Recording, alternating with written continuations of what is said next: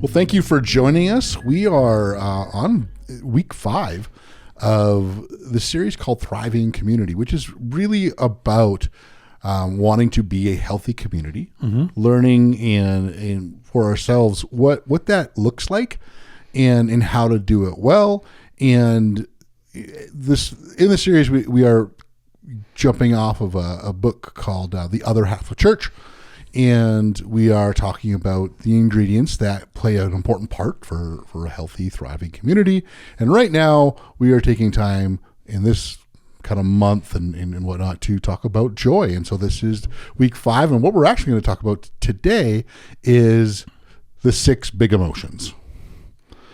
And the reason we're looking at these 6 big emotions, because we're going to talk about the important role joy plays when it comes into processing healthily when these emotions happen, and they will happen. They will happen, yes. And it's important to reiterate sort of our definition of joy, and that we are defining joy as something that is relational.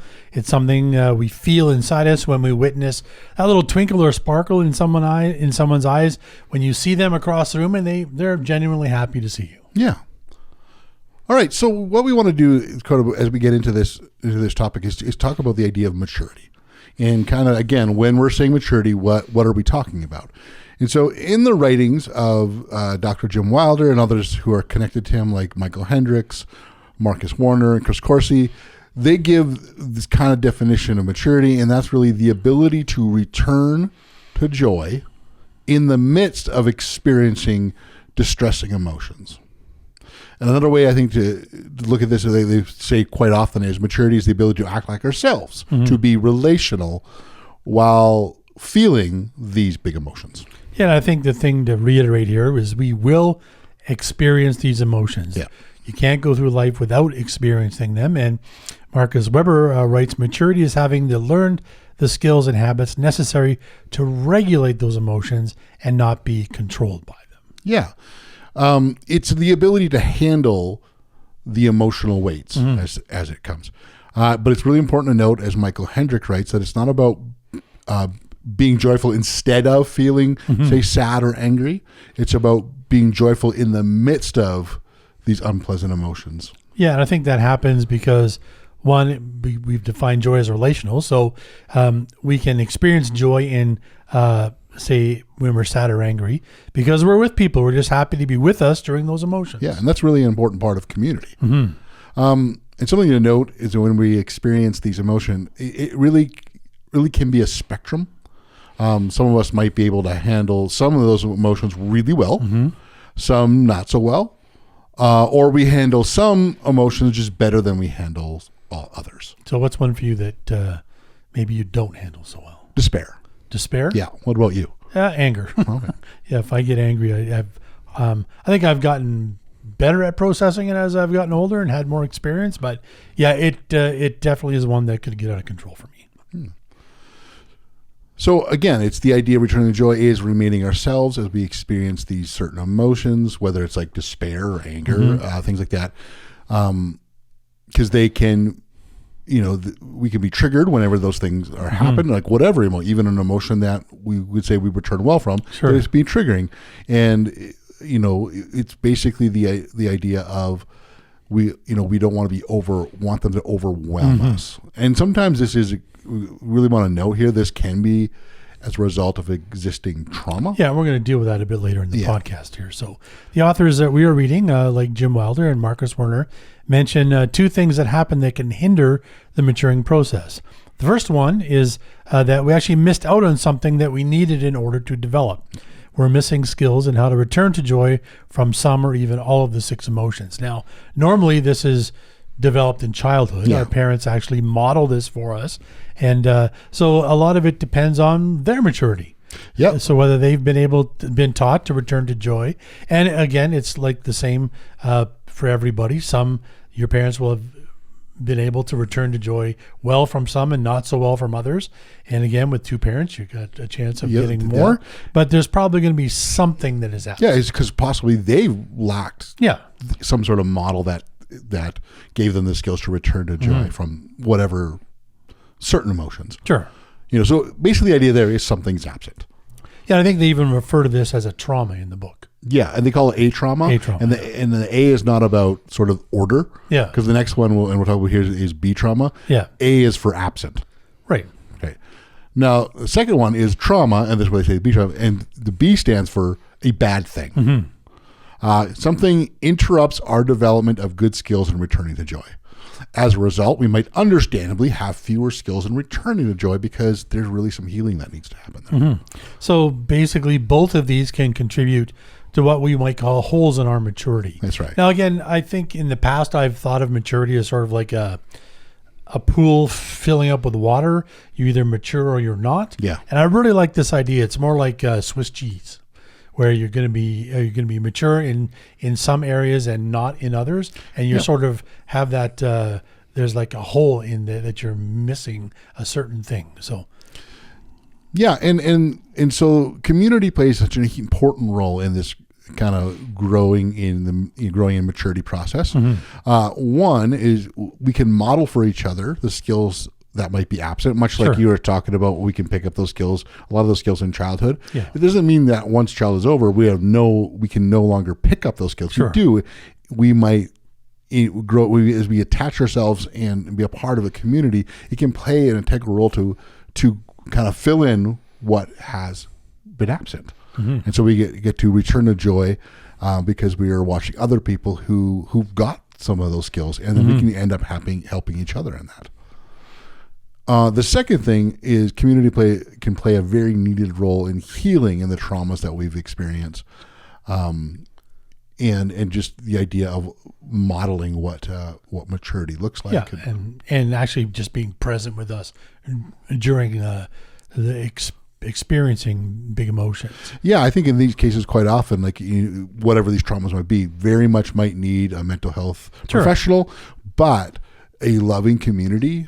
A place to practice what you're learning in that, but also again being a model of example, and sometimes rebuilding some of the trust that quite often, let's face it, traumas can. Yeah, and I think in the book, Jim Wilder, who was a doctor, said that they were treating patients with trauma, and by practicing some of the joy exercises we're going to get to in another podcast, is that it actually helped them as counselors to help people. They had a much higher success rate in processing their emotions and learning to regulate them. Yeah.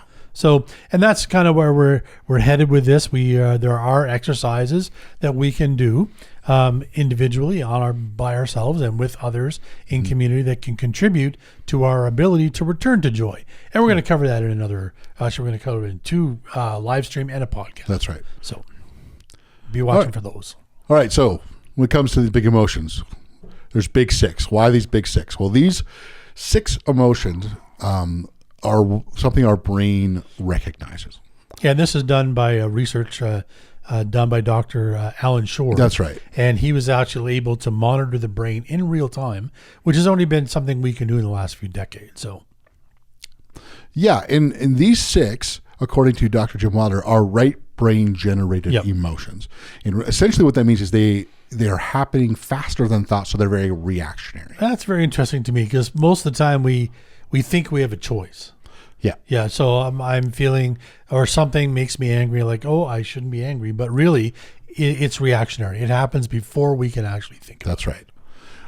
These emotions can be registered in the brain. Yep.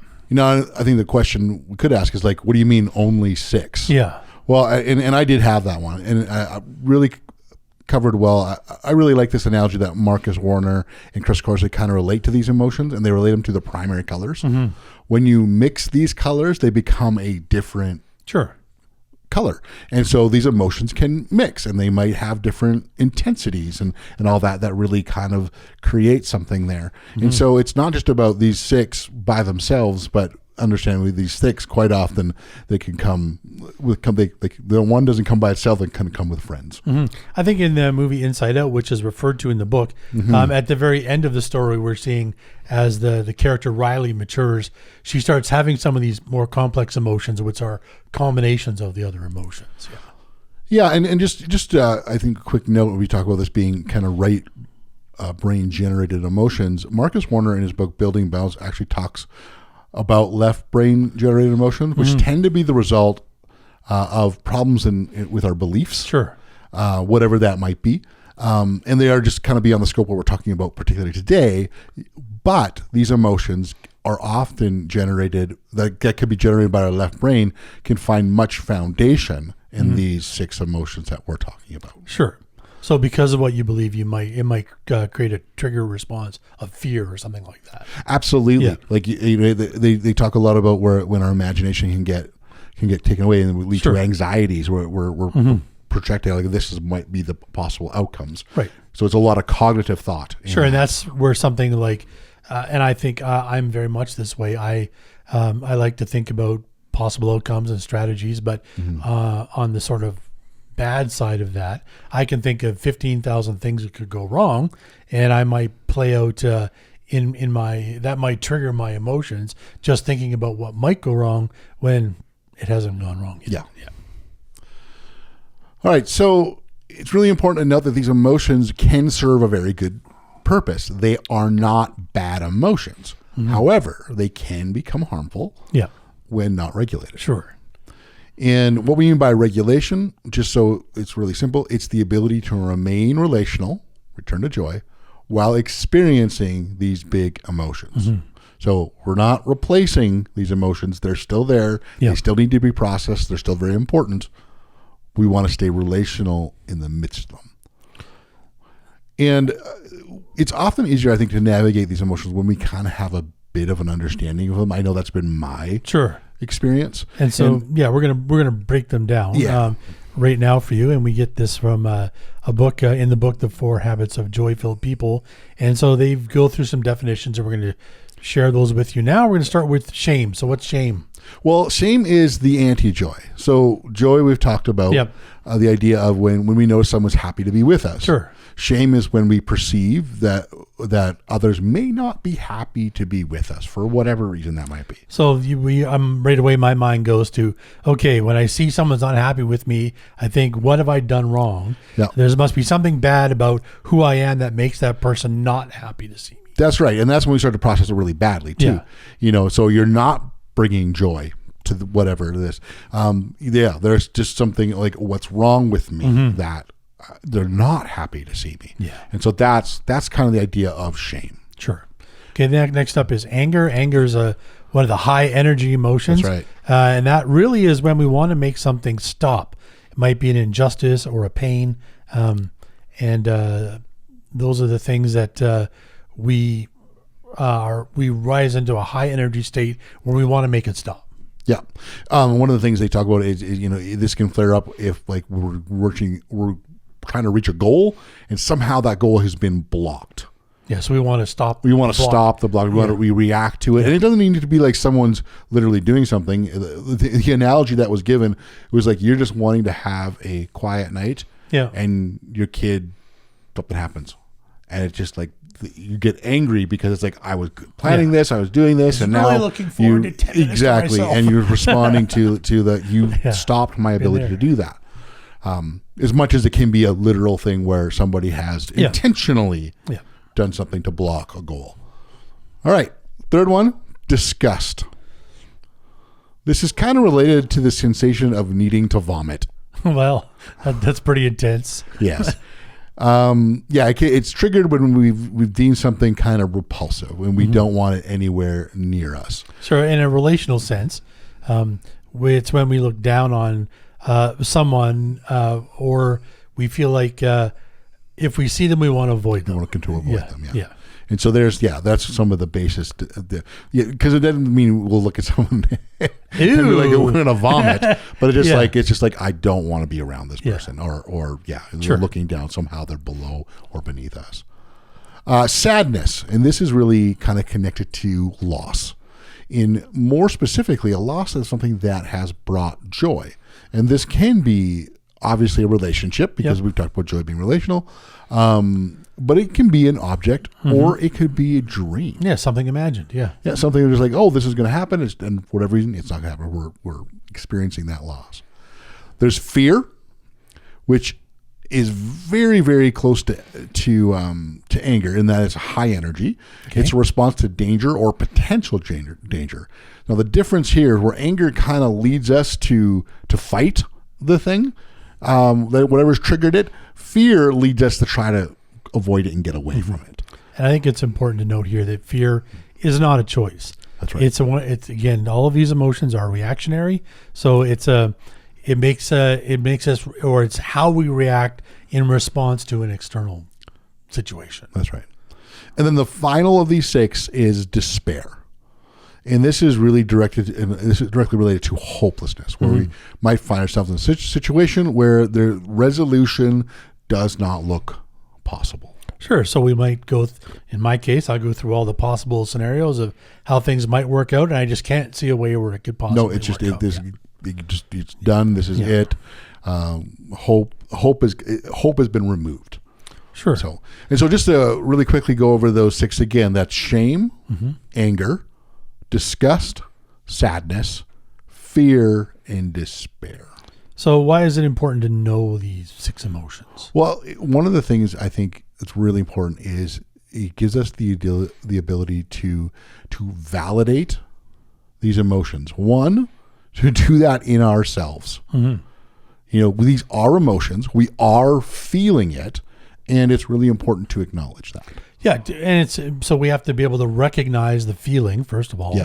So we have a good definition here.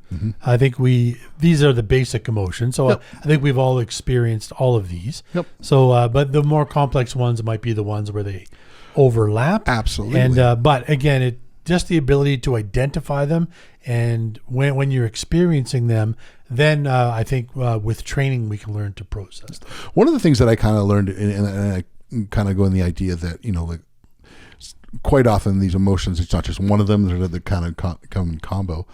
As we sort of talk about, what things which of these emotions we can struggle with or coming back to joy with, I'll look at sadness, which is something I think I come back to joy from pretty good. So, but if sadness comes with anger, which is another emotion I can come back to joy pretty good. They come together. Like I'm still returning to joy. But if sadness comes with despair, which is the one I don't come with, then learning to identify that, how to realize, because sometimes I'll be like, oh, I'm sad. Why am I sad? I'll be like, oh no, despair. That's the thing that's tripping me up. It just it came accompanied with sadness. Yeah. And then that's actually kind of helped in even the processing of that to recognize, like, okay, it's not so much the sadness, even though the despair has definitely led to that emotion being there too, but that's the thing that's tripping me up. Yeah.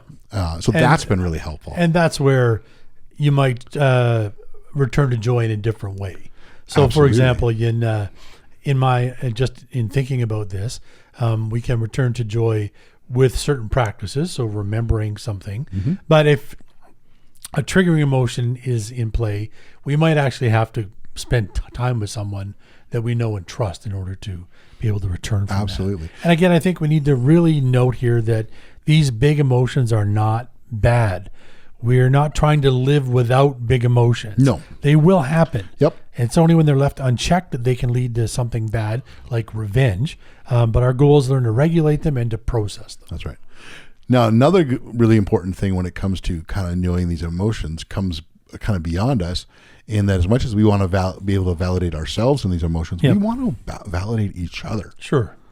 And to be able to know, as you say, there's that people could help us to that is if people, as we're talking, as we're processing, that they might be able to really validate that and say, like, yes, okay, oh, you're experiencing this right now, and I can understand. And that's such an important part of process, especially if there's trauma, like there needs to be some validation that this emotion is big.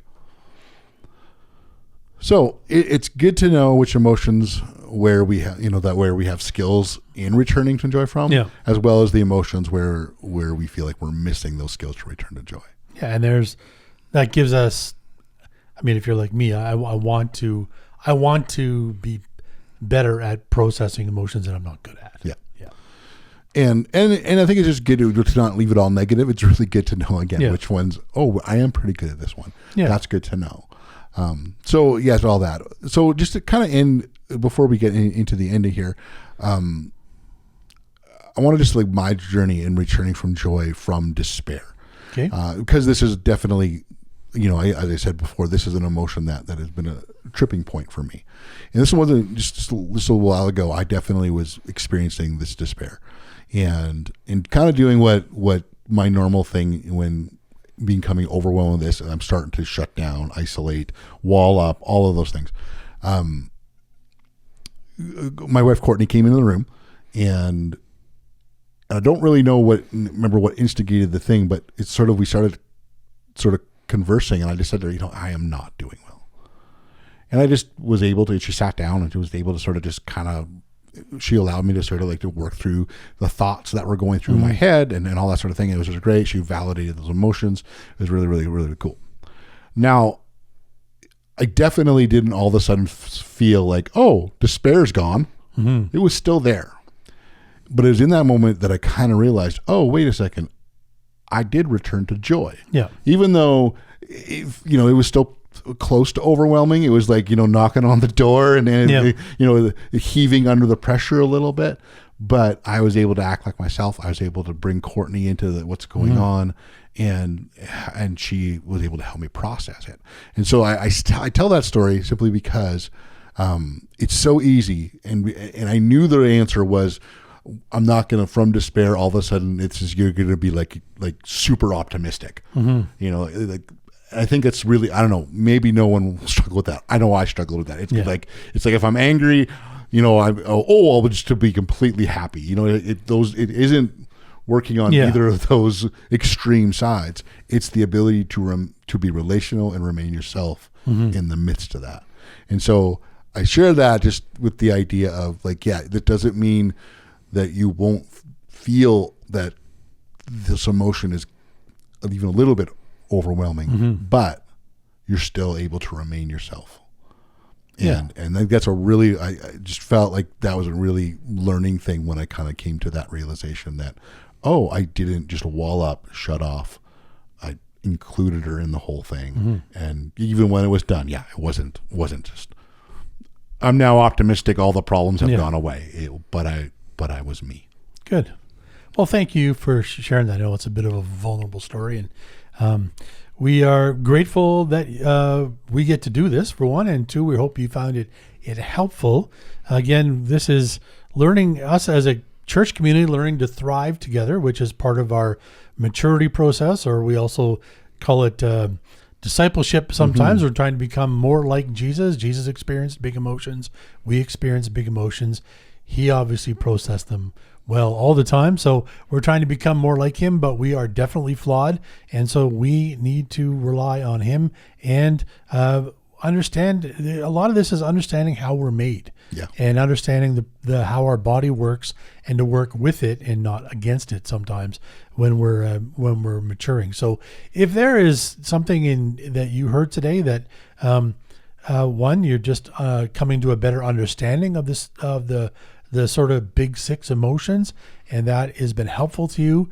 Maybe just try and think of a time where one that you, okay, you know what, I when it comes to sadness, I handle that pretty well.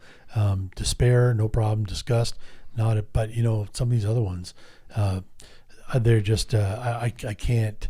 They're triggering for me. So again, it's helpful to think through things yourself there, so you can recognize it in yourself when it happens. But again, lots of times it's better to process these with a friend or in a community of people that you know and trust. And for those of you who are part of our church community, we do meet together in smaller groups around town in people's houses. We call them missional communities. And again, in our missional communities, we are again learning, and we're going to be practicing these things. So again, that's something we can look forward to practicing this week. So thanks again for joining us. We hope you like this content. Please like and subscribe if you do, and we'll see you next time.